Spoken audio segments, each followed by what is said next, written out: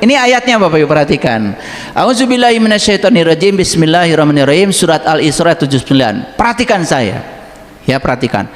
Hari ini Bapak Ibu akan dapat sesuatu yang luar biasa. Wa minal laili fatahajjad bihi. Tidak ada sholat tahajud. Yang ada tahajud, nggak pakai sholat. Oke. Wa minal laili fatahajjad bihi nafilatalak asa ayyab'asaka rabbuka maqama mahmuda.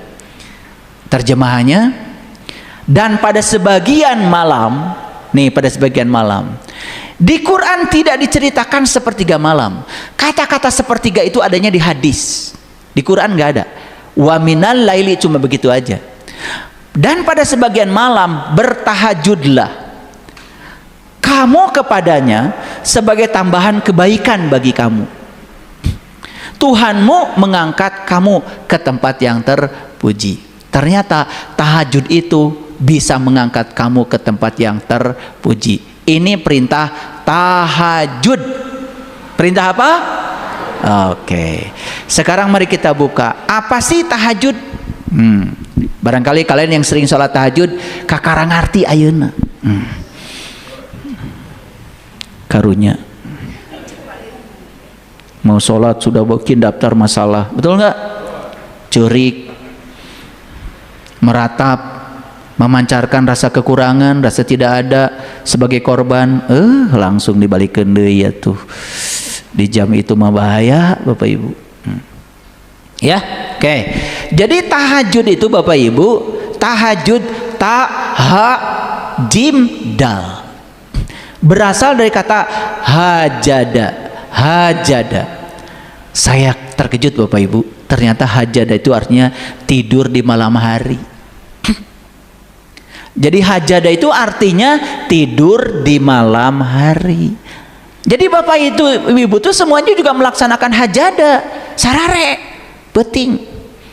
Betul apa tidak? Nah, tidur di malam hari bahasa Arabnya hajada. Nah, pakai ta. Nah, ternyata tahajada artinya terjaga di malam hari. Jadi tahajada itu artinya bukan sholat. Tahajada itu terjaga di malam hari. Pertanyaannya, kenapa terjaganya kok di malam hari? Kan terjaga itu harusnya sepanjang waktu. Jadi sebetulnya secara hakikat Bapak Ibu, ya, tahajada itu harusnya dilakukan setiap waktu. Malam itu lambang dari kegelapan. Artinya apa? Bila kegelapan datang, mau siang mau malam, tahajada, kamu terjaga. Gitu. Nah, terjaga ketika kegelapan datang, hakikatnya itulah tahajud. Paham ya? Ini hakikat nih, hakikat.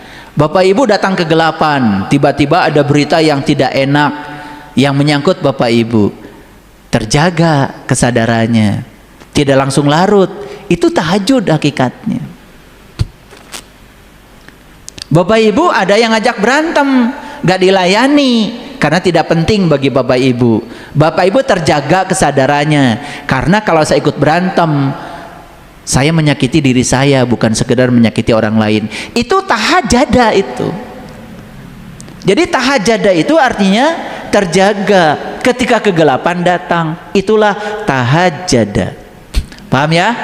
Nah, sekarang ya, bagaimana dengan tahajud yang berupa sholat yang beragama Islam?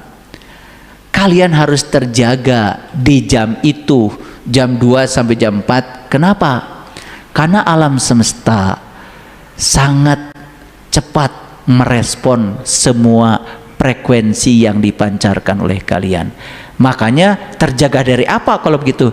Terjaga dari memancarkan frekuensi yang negatif. Bayangkan, tahajud berasal dari keresahan, rasa kekurangan, merengek-rengek minta. Semua yang minta itu pasti didorong oleh rasa kekurangan. Alam semesta tidak mengerti kata-katamu. Alam semesta mengerti frekuensi yang kamu pancarkan. Itu oleh alam semesta dipantulkan secepat itu, secepat kilat. Itulah pentingnya kenapa kita harus tahajjud, waspada, terjaga. Terjaga itu berarti sadar. Udah masuk? Udah masuk dikit-dikit? Jadi tahajud artinya apa? Terjaga dari kegelapan. Bapak Ibu, kegelapan malam tidak berbahaya kalau ada lampu. Kegelapan itu berbahaya kalau nggak ada lampu. Siang juga berbahaya kalau tidak ada lampu. Lampu apa? Lampu kesadaran. Mau siang mau malam, kalau lampu dalam diri kita sudah menyala, nur ala nurnya sudah menyala di sini, tidak akan membuat kita terjatuh. Percaya sama saya. Nah, lalu apa kaitannya dengan tahajud yang dilaksanakan di sepertiga malam? Udah masuk nih, tapi udah ngerti sekarang kan? Jadi tahajud ada yang hakikat, ada yang syariat. Izinkan saya berbicara tahajud yang syariatnya. Yang hakikatnya sudah ya. Yang hakikatnya tahajud sepanjang waktu, selalu dalam keadaan terjaga, sadar. Berarti apa? Kalau terjaga dan sadar, berarti tubuh ini menjadi rumah bagi kesadaran. Kegelapan semacam apapun tidak berbahaya bagi yang sadar. Clear? Makanya pelan-pelan ngajarnya. Saya pelan-pelan supaya ngerti. Kenapa ini saya buka rahasia ini, Bapak Ibu? Saya cuma sedih aja lihat banyak yang sudah tahajud, isinya cuman mengadukan masalah, kekurangan, merasa sebagai korban, tetapi hasilnya nggak ada apa-apa, malah semakin bergelimang dalam masalah. Karena apa? Dia melakukan itu bukan dari rasa cinta, rasa syukur, rasa kehadiran, rasa keberadaan, tapi dia digerakkan oleh apa? Oleh rasa kekurangan. Makanya Bapak Ibu perhatikan, tidak ada yang lebih mewah dalam hidup ini kecuali kehidupan itu sendiri. Mereka yang tahu bahwa kehidupan ini begitu mewahnya, dengan hidup saja dia sudah berkelimpahan. Dengan hidup saja dia sudah merasa berkelimpahan. Kelimpahan like attracts like. Dalam hukum tarik menarik, kelimpahan akan menarik kelimpahan. Clear sampai sini? Oke. Nah, mengapa ada sholat tahajud? Perhatikan Bapak Ibu. Mengacu pada Quran surat Toha ayat 14. Saya bacakan bahasa Arabnya. Innani anallah la ilaha illa ana fa'budni wa aqimis sholata li zikri. Kata Allah, kamu itu dikatakan sholat apabila mampu mengingat aku. Ulangi ya, kamu dikatakan sholat apabila mampu mengingat aku. Sholat itu adalah li zikri, untuk mengingat aku. Bayangkan Bapak Ibu, sudah tahajudnya tidak tahu siapa yang disembah, sudah tahajudnya tidak tahu siapa yang diingat. Di jam itu semua frekuensi direspon, sementara yang kita ingat masalah, sakit hati, luka, dibawa semuanya ke dalam sholat. Yang diingat bukan Allah. Kebayang? Kebayang? Makanya Bapak Ibu belajar sholat yang mengingat Allah. Contoh Nabi Muhammad, beliau itu ketemu dulu baru nyembah, kenal dulu siapa yang mau disembah baru sholat. Kita terus menerus sholat nggak tahu yang disembah siapa. Jangan-jangan yang disembah adalah citra dan gambaran Tuhan, bukan Tuhan yang maha benar. Citra dan gambaran Tuhan yang direkayasa oleh pikiran kita sendiri. Kita yang menciptakan Tuhan, kita yang menyembah Tuhan, dan kita berdoa kepada Tuhan yang diciptakan oleh pikiran kita sendiri. Udah kebayang amburadulnya seperti apa? Udah kebayang? Oke, ini dibuka rahasianya sedikit oleh saya. Ternyata Bapak Ibu, saya meneliti banyak ilmuwan. Ternyata semua ilmuwan menemukan penemuan rata-rata di jam itu. Jam 2 sampai jam 4. Saya mengenal yang namanya ilmuwan kuantum, namanya Erwin Schrödinger. Dan ternyata dia mampu memecahkan persamaan Schrödinger menjadi persamaan gelombang. Bagi mereka yang belajar fisika gelombang, fisika kuantum, tahu cara memecahkan itu. Beliau menemukan solusi matematiknya di jam itu. Ternyata para biku, para sahabat tradisi lain, mereka menemukan intuisi dan inspirasi, bahasa kreatif dan komunikatif dari semesta di jam itu.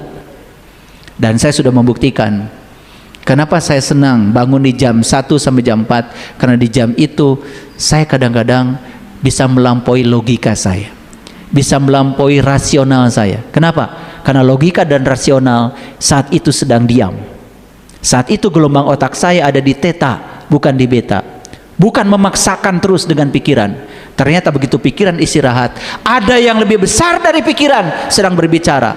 Itu yang bernama kesadaran. Itu muncul di jam itu. Sudah mulai terjawab? Sudah mulai terasa dahsyatnya jam itu? Nah, kalau saya jelaskan secara rinci Bapak Ibu, memang di jam itu, perhatikan, udara sangat sejuk. Bahkan tubuh manusia menurut medis paling rendah mencapai suhu di jam 3 malam.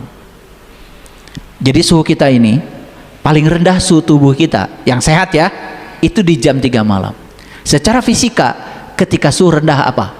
Perhatikan, ada rumus di fisika statistik. Rumusnya gini, energi kinetik sama dengan 3/2 kali konstanta alam kalikan temperatur. Jadi energi kinetik itu berbanding lurus dengan temperatur. Bayangkan, ketika temperatur tinggi berarti energi besar. Perhatikan Bapak Ibu, air di suhu ruang diam, tapi begitu suhunya dinaikkan sampai keluar bunyi. Betul nggak? Betul? Sendok aja dimasukkan, sendok bisa gerak-gerak itu di air yang mendidih. Betul nggak? Bapak Ibu masak, ketika airnya belum panas, diam semua masakan. Begitu mendidih, masakan semua jadi goyang. Itu namanya energi kinetik. Energi kinetik bergantung pada suhu. Bayangkan Bapak Ibu, ketika suhu mencapai titik yang terendah, berarti energi kinetik tubuh sedang berada di titik yang sangat rendah. Itu titik keseimbangan tubuh. Makanya ketika kita merasakan sesuatu di jam itu, resahnya langsung ditangkap. Tapi di jam itu kita memancarkan syukur dan cinta, itu juga ditangkap. Jadi semesta ini mengabulkan semua frekuensi Bapak Ibu, mengabulkan semua doa. Karena Allah menyatakan dalam Al-Quran, wa idza sa'alaka ibadi anni fa inni qarib ujibu da'wata da'i idza da'an. Semua doa tidak ada yang tidak dikabul, tetapi doa yang dikabul adalah frekuensi, vibrasi, energi, tergantung yang mana yang kamu pancarkan saat itu. Walaupun doanya minta rezeki banyak, tapi yang dipancarkan adalah rasa kekurangan, yang akan datang adalah kekurangan, dan terus menerus berada dalam situasi yang serba kurang. Kangkung aja nggak rindu sama kamu.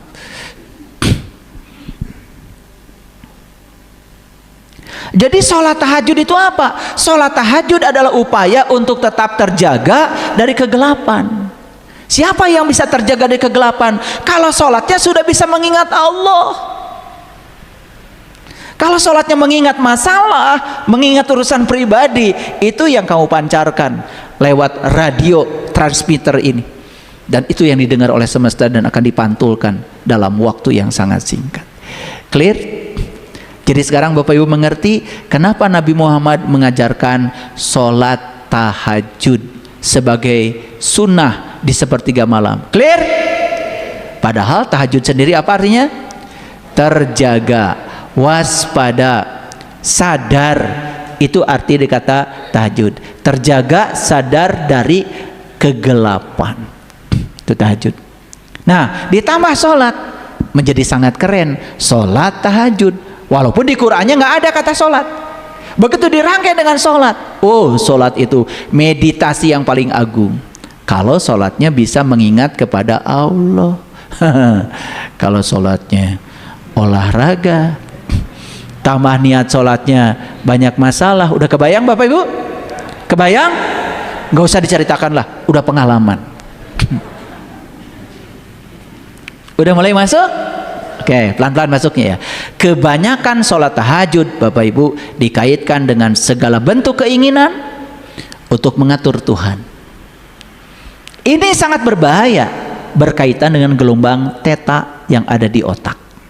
Karena gelombang theta lembut sekali dan bisa meresap ke seluruh semesta, dan itu didengar secara langsung, terjadi resonansi.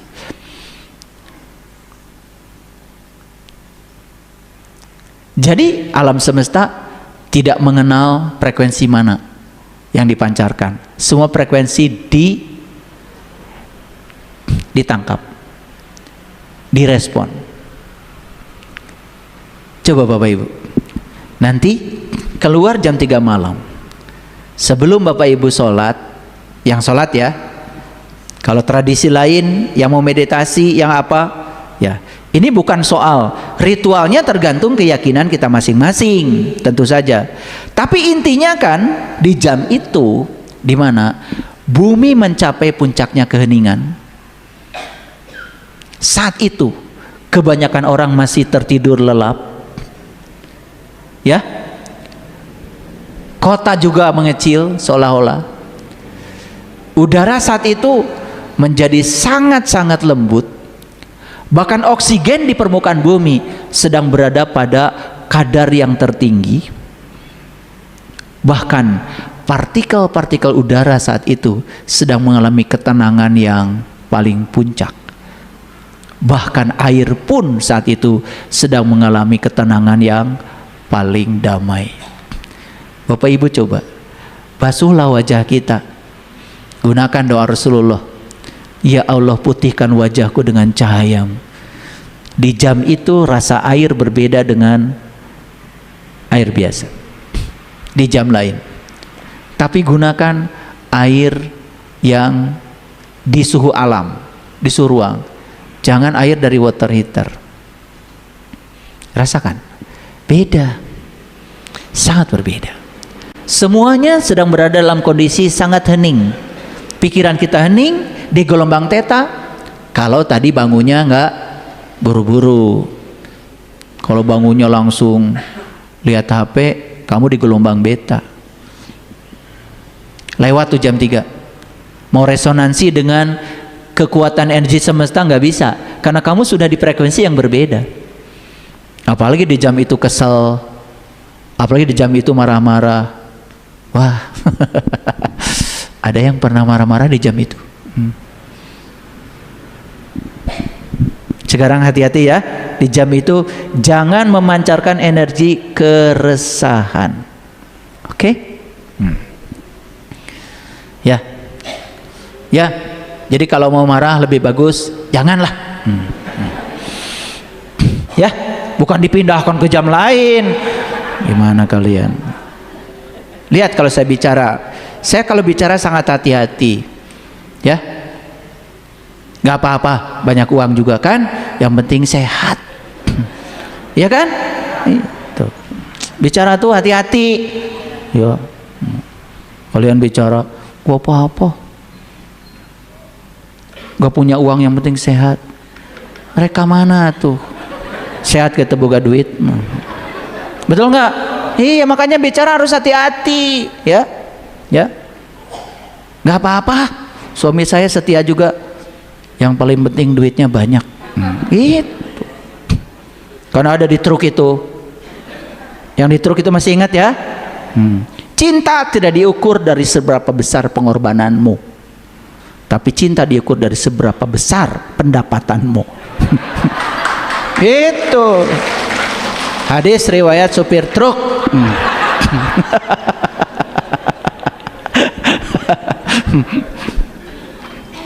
Paham ya? Oke. Jadi sekarang mengerti kenapa leluhur kita, khususnya Nabi Muhammad Rasulullah SAW, teladan kita, mengajarkan sholat tahajud. Clear ya? Clear. Di tradisi lain, saya pernah menyaksikan, ternyata di jam itu mereka terjaga. Jadi mereka juga tahajud, cuman bentuknya tidak sholat seperti kita. ada yang meditasi, ada yang duduk tenang, karena mereka sadar semesta sedang berada pada kondisi yang sangat tenang untuk merespon semua yang kita pancarkan.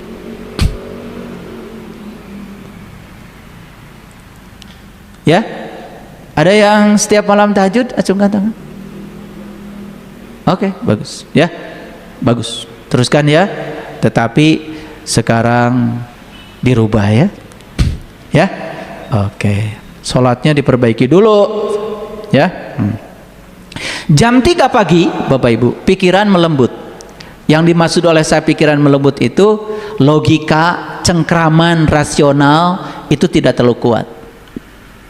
Itu logika berhenti melawan, tidak menganalisis. Disitulah kesadaran mulai berbicara. Yang berbicara bukan logika, bukan rasional, bukan ego, tapi kesadaran. Ketika kesadaran lebih dominan, maka ya dia punya kekuatan yang sangat luar biasa. Ketika dunia tidur, sebagian kecil manusia sedang terjaga, bukan untuk bekerja, tetapi untuk menyadari. Harusnya di jam itu bukan untuk bekerja, tapi di jam itu belajar untuk menyadari. Saya kasih tahu Bapak Ibu, di dunia materi orang punya anggapan bahwa semakin keras bekerja, semakin cepat yang diinginkan datang. Itu di dunia materi.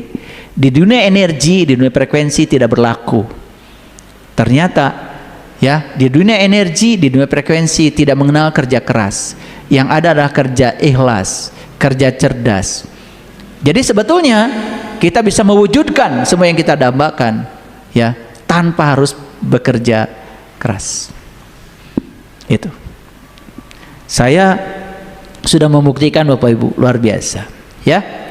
Jadi otak manusia mulai memasuki bagian yang jarang disentuh di jam itu, yaitu frekuensi theta yang disebut oleh orang-orang psikologi sebagai zona senja kesadaran.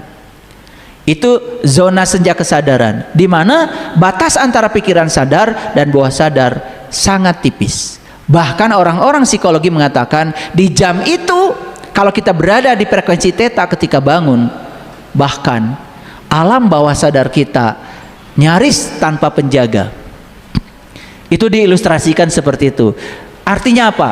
Semua yang dibicarakan oleh pikiran sadar itu langsung masuk ke alam bawah sadar, jadi program kita, jadi mesin yang akan mengendalikan nasib kita, termasuk yang ingin sehat. Bapak Ibu, ada yang sakit hari ini? Ada sakit. Awas, di jam 3 pagi jangan meminta sehat, karena ketika meminta sehat, mencari sehat, berarti alam semesta memahaminya kamu sedang memancarkan sakit. Karena ketika kita meminta sehat, berarti kita mengakui kalau sekarang kita sedang sakit. Yang dibaca oleh semesta berarti kamu ingin terus-menerus sakit. Harusnya apa? Di jam 3 pagi yang sakit langsung merasa sudah sehat. Makanya di jam 3 pagi jangan mencari, tapi menjadi. Jangan mencari kebahagiaan di jam itu, tapi menjadi kebahagiaan itu sendiri. Jangan mencari keberlimpahan di jam itu, tapi sudah menjadi keberlimpahan itu sendiri. Jangan mencari kebahagiaan di jam itu, karena yang dipahami semesta, kamu sedang dalam keadaan susah. Dipahami oleh semesta, kamu memancarkan energi kesusahan. Bayangkan, salah kaprah ini sudah menyebar. Makanya saya bagikan rahasia ini, dan saya lama melakukan riset ini. Makanya dulu saya ketika masih sekolah, kalau ada pekerjaan yang penting, pasti saya kerjakan di jam 1 sampai jam 4. Saya baca Quran, saya baca buku-buku yang bermutu, saya baca jurnal-jurnal ilmiah, itu di jam itu. Hadiahkan dulu Al-Fatihah pada orang yang mengarangnya. Kalau membaca buku begitu, udah motokopi, gak ingat sama yang menulisnya, merasa sudah beli, Bapak Ibu mungkin dapat ilmu tapi nggak berkah. Karena ilmu itu harus diijazahkan. Makanya banyak orang ya yang datang ke rumah saya minta konsultasi, cuma saya minta ijazah, saya akan mendengarkan YouTube. Itu aja. Itu orang yang hebat. Dia tahu di balik materi ada energi. Bayangkan mereka yang tidak tahu dan bodoh mencuri kajian ini, dan dia posting kajian saya di akun yang dia buat. Dia kira uang yang dia dapat dari media sosial akan menjadi berkah. No, uangnya dia dapat, M-nya dapat, tapi E-nya nggak dapat, energinya. Lihat, energi sama dengan materi dikalikan C kuadrat. Karena tidak ada C kuadrat, tidak ada cahaya di situ. Kamu melanggar hukum cinta. Kamu dapat uang, tapi tidak jadi energi. Makanya saya kasih tahu, semua koruptor yang uangnya mencuri hasil rakyat dapat uangnya, jumlahnya besar, tetapi tidak ada berkah di situ. Paling juga dipakai cuci darah. Bapak Ibu,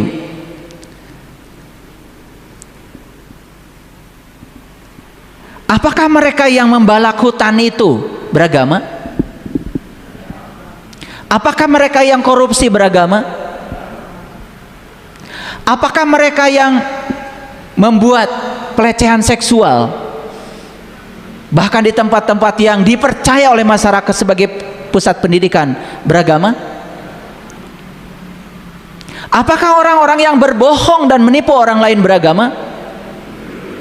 Apa yang Bapak Ibu bisa simpulkan dari pertanyaan saya?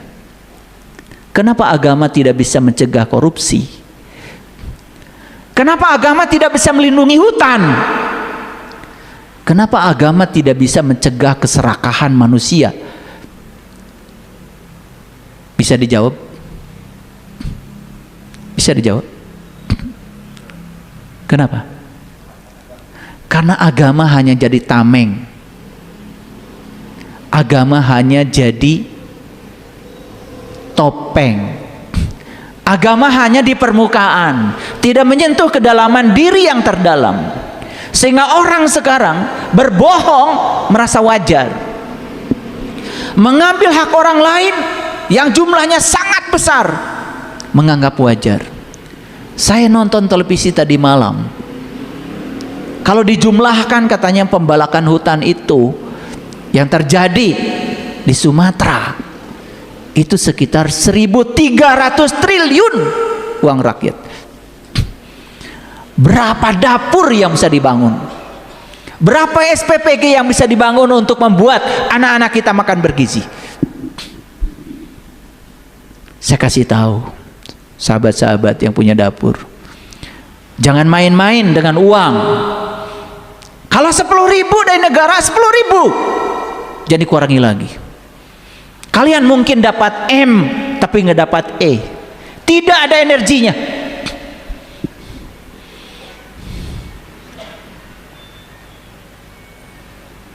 Saya pernah melihat, saya pernah ke sekolah diam-diam, saya buka itu ompreng buat anak-anak. Sedih saya lihatnya. Tidak sampai 10.000. Pak Presiden sudah bilang jatah setiap anak tuh 15.000, 3.000 buat pegawai, 2.000 buat investor, 10.000. Tolong dong, jangan dikurangi. Keserakahan. Agama tidak bisa melindungi orang dari korupsi. Kalian tidak menangis, kenapa tidak menangis? Kenapa agama tidak bisa melindungi diri kita? Kenapa sholat kita tidak bisa mencegah kita dari perbuatan keji dan munkar? Mengapa? Mengapa? Kita bangga, agama saya paling ini, paling itu. Katanya rahmatan lil alamin. Berdoa saja hanya untuk kelompoknya, tidak untuk seluruh alam. Banyak yang mengejek saya ketika saya berdoa, semoga seluruh makhluk hidup baik yang kelihatan, yang tidak kelihatan, setiap ruang dan waktu di semua tingkatan, senantiasa berbahagia dan bebas dari segala penderitaan. Itu yang namanya doa sapu jagat. Tidak memilah siapa orangnya, tidak memilah bangsa mana, tidak memilah apakah dia masih ada di sini atau sudah tidak ada. Yang kelihatan maupun yang tidak kelihatan, di setiap ruang dan waktu di semua tingkatan, doakan mereka berbahagia dan bebas dari segala bentuk penderitaan. Itu rahmatan lil alamin, itu sumber cinta. Jangan cuma ngomong di mulut, tapi orang lain tidak merasakan kedamaian ketemu Anda. Paham sampai sini? Oke. Bapak Ibu, gelombang theta ini muncul bisa saat seseorang meditasi, bisa juga seseorang sedang sholat khusyuk. Itu yang diajarkan Nabi Muhammad. Kenapa umat Islam, umatnya beliau ini, disunahkan untuk qiyamul lail. Di sepertiga malam itu kamu bangun. Tetapi pertanyaan saya, betulkah saat sholat kita sedang memancar gelombang theta? Jawab, betulkah? Atau saat itu malah justru gelombang beta yang bising, bukan dari kesadaran, dari ego, dari diri palsu, sejubel permintaan kepada Tuhan, dan merasa diri kekurangan, merasa belum dikasih sama Tuhan, merasa seolah-olah Tuhan tidak pernah hadir dalam diri kita, tidak ada rasa berkelimpahan dengan kehadiran nafas dalam diri kita. Mengerikan. Dan saya buka rahasia ini di sini hari ini, saya bagikan supaya semua orang bisa menarik semua hal yang dia dambakan. Saya sedih Bapak Ibu, lihat banyak orang yang menderita, kelaparan, uang 5.000 saja tidak punya.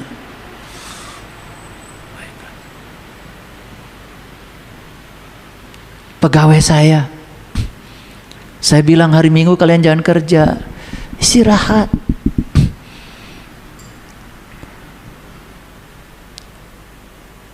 Kan sudah saya gaji setiap hari Sabtu. Jawabannya apa? Gaji yang saya terima dari Bapak sudah habis. Kalau hari Minggu saya nggak kerja, saya nggak makan.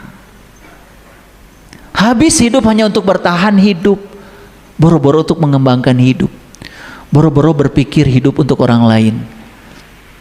Kenapa bisa begitu? Apa mereka tidak kerja keras? Apa mereka tidak kerja keras?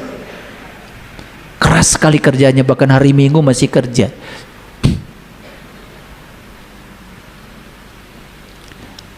Saya kemarin jalan-jalan sama istri saya, sampai ngantar istri saya, bawa cucu saya yang perempuan itu dekat dengan saya. Kalau jauh dari saya pasti panggil ya. Ketemu banyak orang karena mereka kenal saya, dan mereka mengomentari, kok Bapak masih sempat ngurus cucu? Ngurus cucu lebih penting daripada ngurusi jamaah. Ngurus cucu lebih penting daripada ngurus kajian. Buat apa saya ngasih kajian pada orang lain sementara cucu saya tidak bahagia dengan saya? Siapa saya untuk mengukur bahwa saya berada dan saya sumber cinta? Setidak-tidaknya orang yang di rumah dulu, anak, istri, cucu, merasakan keberadaan saya. Ada orang sibuk sampai lupa istrinya, cari yang lain.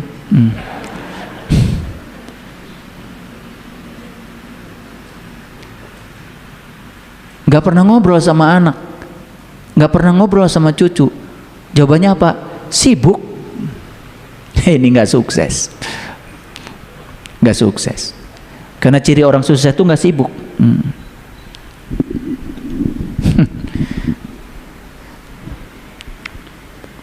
Bapak Ibu, setiap hari undangan sama saya, undangan kajian, undangan takbir akbar, bahkan undangan dari banyak perusahaan. Banyak Bapak Ibu. Saya pergi? Enggak. Saya kalau diundang Bapak Ibu hari Rabu ke sini datang. Buat apa saya ngasih kajian tiap hari? Kan saya juga harus merenungi yang saya kaji ini buat diri saya. Kapan saya mengamalkan ilmu buat saya? Kalau saya terus ngasih kajian, gak penting. Cukup seminggu sekali. Cukup kan? Kecepatan gak Bapak Ibu? Yang kemarin udah diamalin belum? Yang minggu kemarin seminggu sekali udah kecepatan. Betul nggak? Iya. Nggak apa-apa kan? Dapat pahala kan? Ya.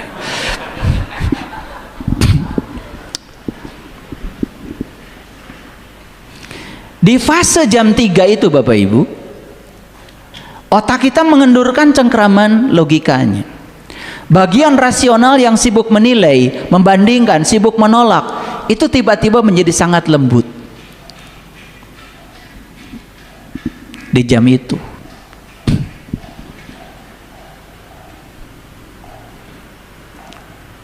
Yang tersisa hanyalah kesadaran yang sunyi seperti langit malam tanpa awan. Itu yang tersisa.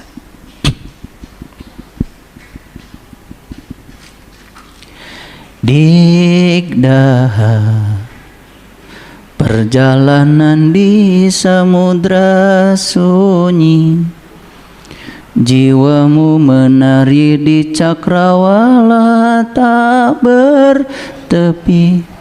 Ku tinggalkan raga, ku tinggalkan nama, hanya jiwa bersujud di hadapanmu. Saat kematian datang menyingkap tabir rahasia, membukakan jalan pulang menuju cahaya.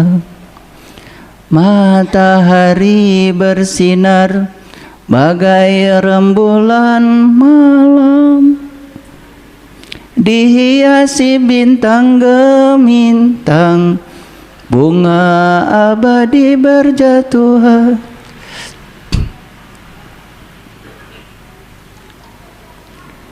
Digdaha, maafkan aku, jauh dari dekapan kasih abadi. Tiada tersisa, semua luluh dalam air mata. Rasa syukur yang tak berhingga saat aku menyatu denganmu, wahai kekasih tak terlukiskan. Lagunya begitu. Itu lagu jam 3 pagi itu. Keheningan jadi samudra indah, cintamu lembut memeluk jiwa abadi. Setiap detak jantung adalah zikir panjang, setiap napas adalah puisi, dan perjumpaan ini tak tertampung kata. Kalau lagi berjumpa dengan dia, tidak bisa diuraikan dengan kata-kata. Digdaha, maafkan aku hanya seorang pengembara yang rindu kembali ke pelukanmu. Aku mencintaimu.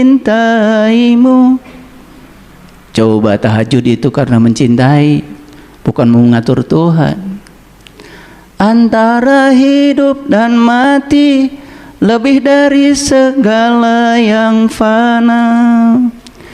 Dalam hening aku pulang, dalam sujud aku pulang, Dalam cinta aku pulang kepadamu digda, cahaya yang abadi. Dalam hening aku pulang, dalam sujud aku pulang, dalam cinta aku pulang kepadamu digda, cahaya yang abadi. Itu lagu jam 3 malam. Yang terpancar dari diri kita adalah rasa syukur yang tak berhingga. Bukan rasa kekurangan, bukan keresahan, bukan kesedihan. Coba bayangkan Bapak Ibu. Ya. Di gelombang theta, ya, gerbang ke taman bawah sadar itu sedang terbuka. Tubuh rileks, dunia diam, frekuensi otak turun, dan pintu bawah sadar kita dalam keadaan tak terjaga. Silahkan mau nanam apa di situ. Tapi kalau kita nanam keresahan, kemarahan di situ, masuk meresap. Kalau kita nanam cinta, rasa syukur juga masuk meresap. Itu akan menjadi mesin yang menggerakkan realitas kehidupan kita. Segala pesan, niat, emosi yang dipancarkan di jam itu akan meresap jauh ke lapisan energi terdalam dalam diri kita.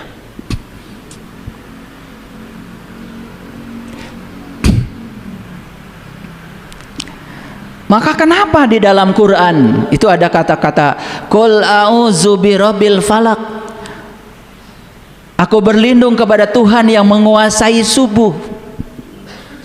Jam 3 kan menjelang subuh, betul?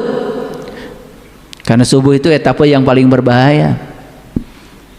Bisa bangun terus, tapi bisa juga tidur lagi. Betul nggak? Cuaca subuh itu adalah suatu keadaan di mana kesadaran diri baru tumbuh. Seperti keadaan bayi yang baru lahir, yang perlu perlindungan, yang harus ada yang memeliharanya, menjaganya, merawatnya, dan membesarkannya, hingga suatu saat dia bisa melakukan yang sebaliknya. Subuh kesadaran adalah etapa yang sangat berbahaya. Kalau tidur lagi, matahari kesadaran tidak akan terbit dalam diri kita. Di lagu tadi dikatakan, aku melihat matahari selembut bulan purnama. Itu hadis Bapak Ibu. Ya, suatu saat Bapak Ibu harus mengalami itu. Melihat matahari selembut bulan purnama. Ya, harus Lailatul Qadar dulu. Kalau yang suka ditunggu-tunggu 10 bulan terakhir, malah dapatnya Lailatul Qadar.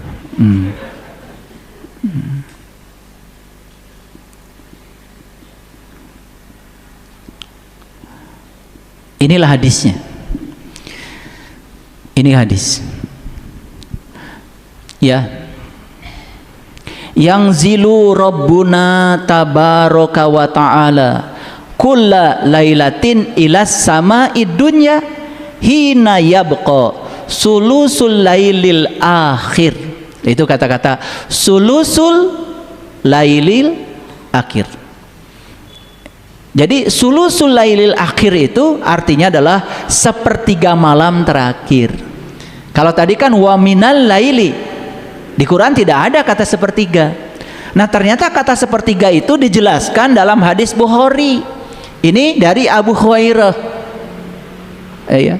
Abu Hurairah. Rasulullah bersabda seperti ini. Nah, Allah turun ke langit dunia ketika sepertiga malam terakhir. Ingat ya, kata-kata Allah turun ke langit dunia itu bukan berarti sebuah sosok turun ke sini. Dia kan bukan sosok. Dia kan sudah bersama kita sekarang juga. Lebih dekat daripada urat nadi leher kita. Tetapi ketika kita memasuki gelombang theta, semesta sedang meresponnya. Itulah yang disebut dalam hadis ini, Allah turun ke langit dunia. Ini langitnya langit dunia loh, bukan langit yang sana. Langit dunia, berarti langit itu sesuatu yang berhubungan dengan diri kita. Langit itu simbol dari alam tinggi dalam diri kita. Jadi artinya kita sedang merasakan penyatuan dengannya. Itu bahasanya mutasabihat. Karena kita banyak yang taunya kalau turun dari langit benar-benar turun kemana? Kan Allah sudah bersamamu, bukan di langit. Kan lebih dekat daripada urat nadi lehermu. Allah sudah berulang-ulang mengatakan seperti itu. Tapi kehadiran Dia dalam diri kita nyaris tidak disadari. Nah, saat itulah kita belajar menyadari bagian terdalam dari diri kita di gelombang theta. Makanya ada kata-kata di sini, siapa yang berdoa kepadaku, aku akan mengabulkannya.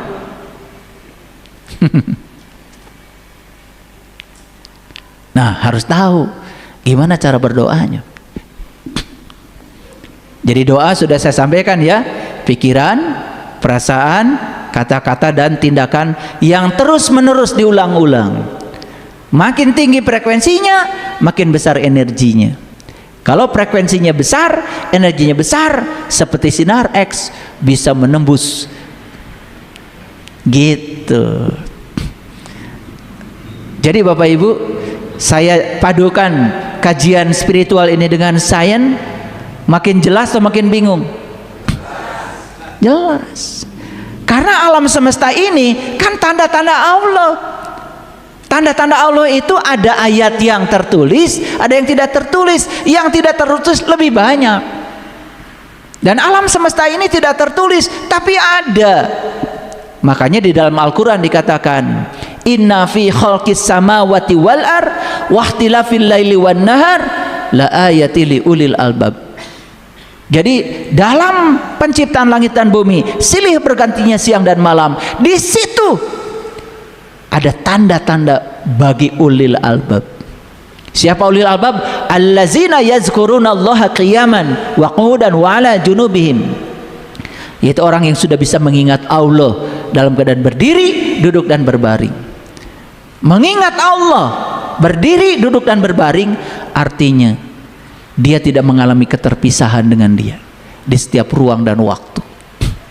Tidak mungkin bikin kerusakan di muka bumi. Tidak mungkin korupsi. Tidak mungkin menyakiti orang lain. Dia yang sudah manunggal bersama Dia pasti mengalami penyatuan dengan Dia. Tahalluq bi akhlaqillah. Akhlaknya seperti akhlaknya Allah. Di mana-mana dia menjadi sumber cinta. Kehadirannya saja orang seperti ini sudah cukup tanpa harus berbicara. Kehadirannya saja sudah membawa energi. Nah, Bapak Ibu masih ingat ayat ini? Masih ingat? Saya ulang sekarang. Hari ini saya beri coupling. Perhatikan. Diwajibkan atas kamu berperang. Ini surat Al-Baqarah 216 ya. Kutiba alaikumul qital. Diwajibkan atas kamu berperang. Padahal berperang itu sesuatu yang kamu benci. Boleh jadi kamu membenci sesuatu padahal ia amat baik bagi kamu. Siapa yang harus diaktifkan di sini? Kesadaran. Lihat semuanya. Lihat saya semuanya. Ada sesuatu yang kita benci oleh pikiran. Oleh pikiran diapakan? Ditolak. Oleh kesadaran diterima. Kenapa? Karena kesadaran itu tahu di balik yang saya benci ini, siapa tahu ada yang terbaik yang Allah berikan kepada saya, tinggal menunggu waktunya. Jadi kata-kata wa asa an takrahu syai'an wa huwa khairul lakum itu ranah kesadaran. Sedangkan wa asa an tuhibbu syai'an wa huwa syarrul lakum itu ranah pikiran. Wih, keren banget. Jadi Allah juga sudah mengkapling dalam Al-Qur'an. Cuman banyak yang nggak jeli membacanya. Makanya membaca ini harus jam 1 sampai jam 4. Kok saya bisa tahu ini coupling kesadaran, ini coupling pikiran? Mari kita lihat. Boleh jadi kamu membenci sesuatu, Padahal itu amat baik. Bagi siapa? Bagi kesadaran. Boleh jadi kamu menyukai sesuatu, kalau itu amat buruk. Bagi siapa? Bagi pikiran. Ini dua coupling yang berbeda. Yuk sekarang, ada sesuatu yang menarik, langsung ikut. Pikiran seperti itu, instan, tidak sabar. Betul nggak? Iya. Itu pikiran. Kesadaran nggak seperti itu. Coba sekarang kita praktekkan. Bapak Ibu, saya yakin ya di tempat ini ada yang pernah terluka. Saya yakin di tempat ini dari wajah-wajahnya kelihatan ada yang pernah tersakiti.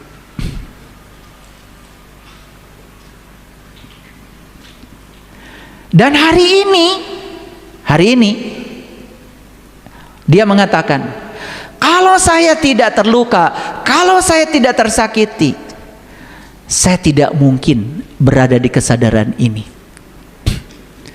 Saya tidak mungkin setegar ini dan saya mesti berdiri hari ini. Siapa yang bicara begitu? Kesadaran. Bahkan kesadaran itu bisa mengubah sesuatu yang dulu dibenci menjadi sesuatu yang biasa-biasa saja. Kesadaran. Kalau pikiran nggak seperti itu. Dulu dibenci, sekarang juga masih benci. Pikiran tidak pernah mau mengubah dirinya.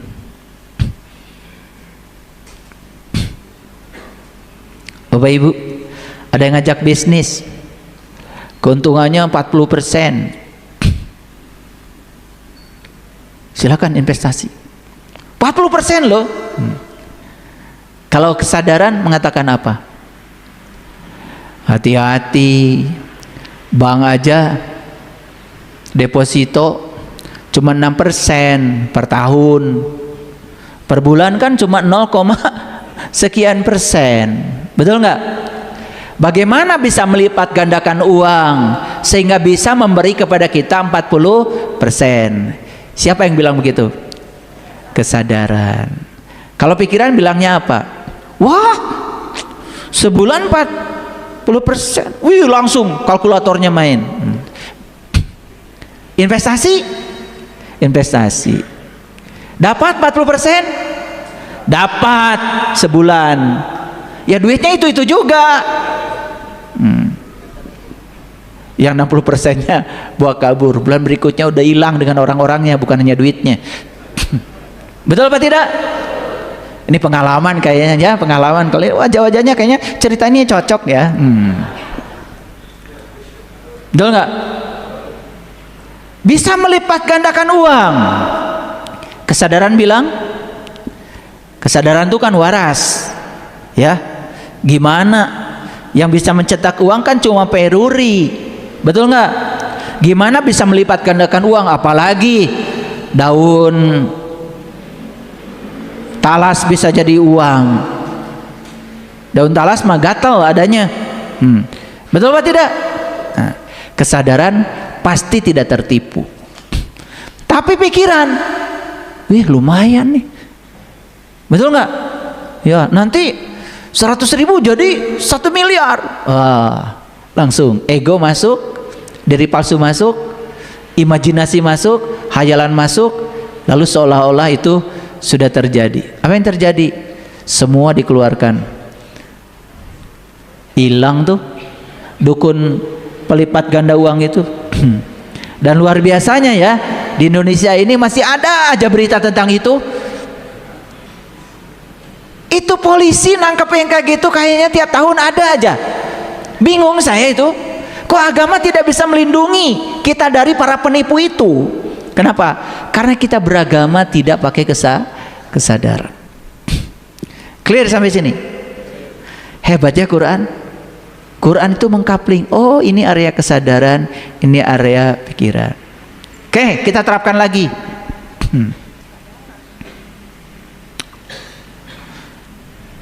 Sebal banget tuh sama suami. minta duit, marah. Belanja dikit, dibilang boros. Tapi kesadaran bilang, siapa tahu kamu disuruh bisnis sendiri, biar kamu banyak uang. Gara-gara punya suami yang antik itu, antik ya, biar jadi doa. Akhirnya si ibu ini mandiri, bikin bisnis maju. Kebayang nggak kalau suaminya bukan dia? Jadi nggak itu bisnis? Itu boleh jadi kamu mau benci, itu amat baik. Makanya terhadap yang dibenci itu jangan buru-buru, tenang nih. Kayaknya Allah ini ngasih mainan sama saya, gitu. Kayaknya di seberang sana dia menunggu saya gitu loh. Jadi saya tuh udah tahu banget permainan Allah. Makanya kalau ada yang tidak disukai, nggak buru-buru lari, tenang aja. Dan ternyata justru di balik situ dia menunggu kita. Coba Bapak Ibu, tubuh ini menjadi rumah bagi siapa sekarang? Bagi kesadaran, bagi pikiran? Yes. Coba mulai. Ada yang datang sama saya, ayah, doa lagi. Ketemu saya minta doa aja. Apa yang harus didoakan? Anak saya mau nikah ya. Kapan? Ini seminggu lagi. Tapi gini ayah, sebetulnya saya itu tidak terlalu cocok dengan orang ini. Tapi ini undangan sudah disebar.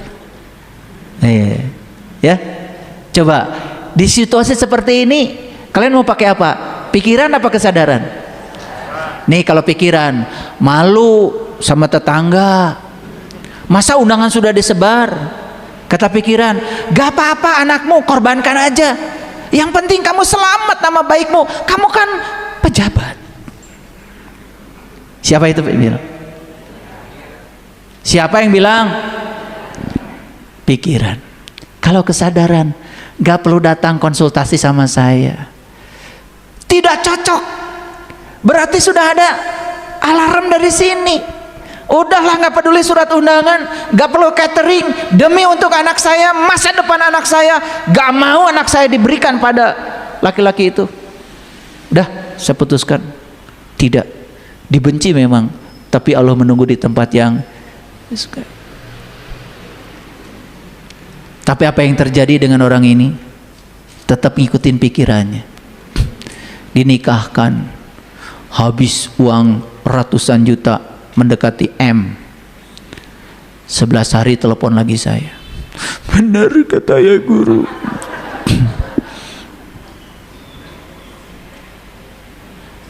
Sudah anaknya ternoda, duit miliaran, gak balik modal lagi.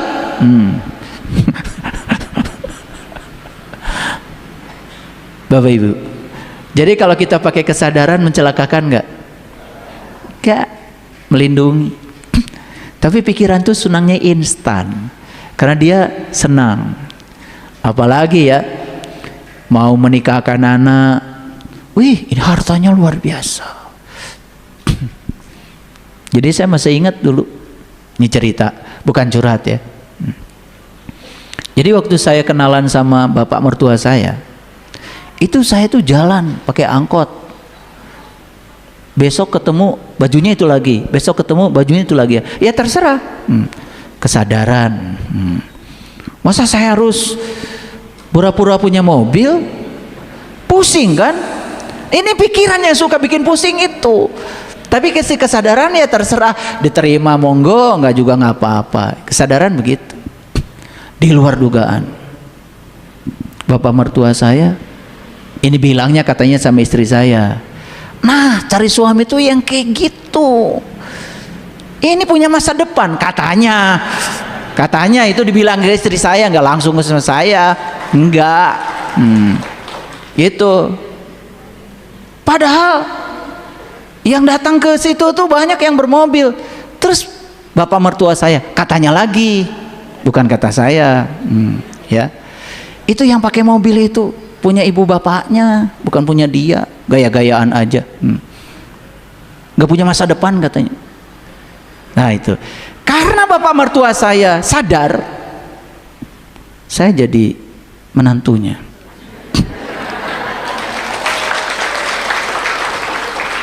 Coba kalau nggak sadar, udah datang pakai sandal jepit lagi, betul nggak? Kurus lagi. Saya dulu gondrong, kurus. Aktivis mahasiswa begitu, kurang makan. Ini orang mana nih? Udah bilang orang Garut. Di mana Garutnya? Wah, kampung. Wah, pikiran pasti begitu. Pikiran itu sering menakar. Punya mobil berapa? Betul nggak? Pikiran. Padahal itu amat buruk kata Allah. Jadi bapak mertua saya itu sadar kalau saya ini punya masa depan. Iya, makanya kami udah menikah 35 tahun. Alhamdulillah, baik-baik saja. Enggak 11 hari. Iya. Mau nikah. Saya ditanya lagi sama bapak mertua. Nikahnya mau gimana? Ya, saya nikah aja. Nikah kumaha? Ya nikah. Kan nikah mah cuman ada wali, pengantin istri, pengantin perempuan, ya. Ada saksi, gitu aja, nggak ada hajatan, nggak ada kan syarat nikah hajat. Tapi yang memusingkan kan hajatnya, banyak modal. Ya, saya nikah tanggal 23 Juni tahun 1991. Saya lagi jadi panitia kurban. Jadi saya jadi penitia kurban tuh di masjid. Saya balik dulu, nikah dulu. Udah jadi penitia lagi. Gak pakai hajatan, gak pakai. Coba bayangkan kalau pakai pikiran, mana gak hajat lagi, gak ngundang tamu. Saya sudah jadi dosen waktu itu. Kalau saya hajatan juga kali aja ngundang teman-teman gitu dari kampus, banyak yang nyumbang. Gak kepikir. Karena nggak ada pikiran dapat sumbangan ketika hajat, enggak. Ya saya cuma punya tekad aja, ya. Gitu Bapak Ibu. Nah itulah bedanya pikiran dan kesadaran. Nih kalau pikiran ya, mau datang ke rumah mertua, pasti malu kan? Betul. Pinjam baju dulu, pinjam jaket dulu. Belum ada HP. Mungkin kalau sekarang HP pun pinjam punya teman dulu biar kelihatan apelnya. Betul apa tidak? Itu topeng, itu pikiran menyiksa. Kalau kesadaran mah enggak, apa adanya aja. Diterima syukur, enggak juga masa.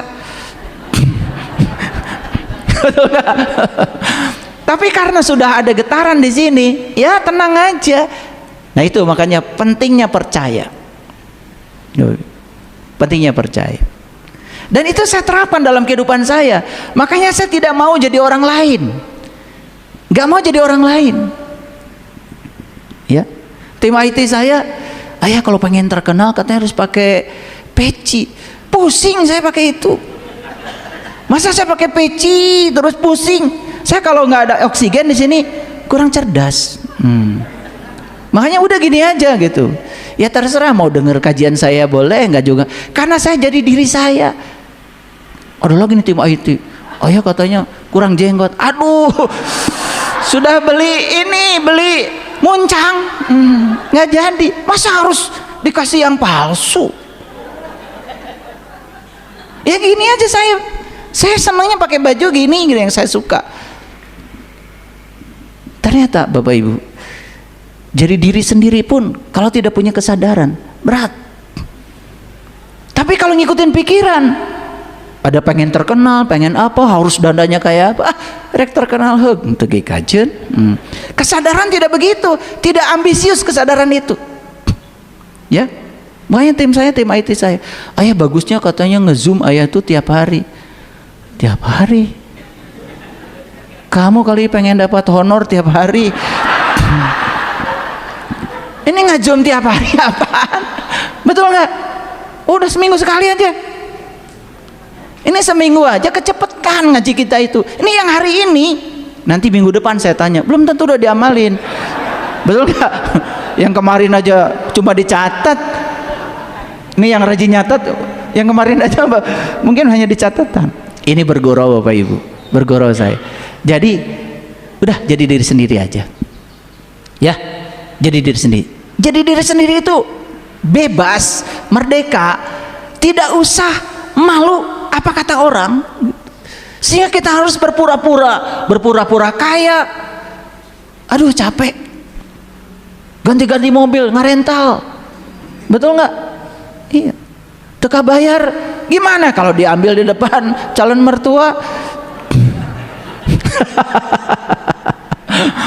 Ini cerita santai ya, karena tadi kajiannya berat, gelombang elektromagnetik, makanya di akhirnya santai. Jadi sekarang Bapak Ibu, yuk kita sekarang belajar menjadi sadar. Latihannya kapan?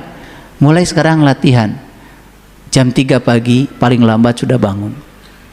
Pancarkan di situ getaran dan energi cinta dan syukur. Ya, udah. Jangan mencari, menjadi aja. Tidak usah mencari cahaya, menjadi cahaya aja. Tidak usah mencari kebahagiaan, menjadi bahagia saja. Cukup. Itu yang akan direspon oleh semesta. Itulah dahsyatnya sepertiga malam. Walaupun belum semua yang saya uraikan, tetapi esensinya sudah masuk. Terima kasih. Assalamualaikum warahmatullahi wabarakatuh.